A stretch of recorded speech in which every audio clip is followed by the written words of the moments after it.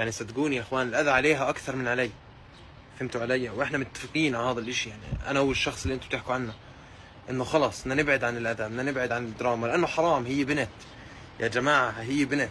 انتوا موضوعي سهل، اوكي حسام ماشي شاب، بس هي بنت لقدام. اذا عرفت حدا جديد في حياتها، شاف كله تصاميم تصاميم وتصاميم جديده، راح نضرها، صح ولا لا؟ فاحنا اضطرينا نبعد عن السوشيال ميديا كناس بنعرف بعض، عشان ننسى موضوع الفيديوهات. انا بحكي عن الفيديوهات دراما، اكيد مش البنت. البنت فيش احسن منها يعني، وما عمره كان في مشكله بيننا، والله العظيم ما عمره تمشكلنا بشيء معين بيننا، او انه هي حكت كلمه غلط او انا حكيت كلمه غلط.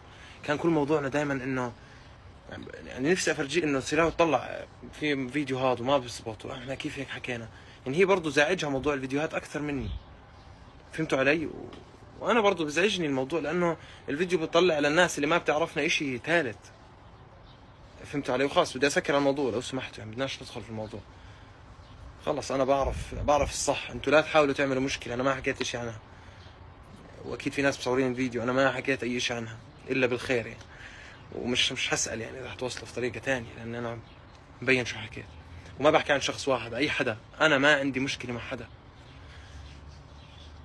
طيب اتركنا، بدنا حفله بالعراق. حاضر.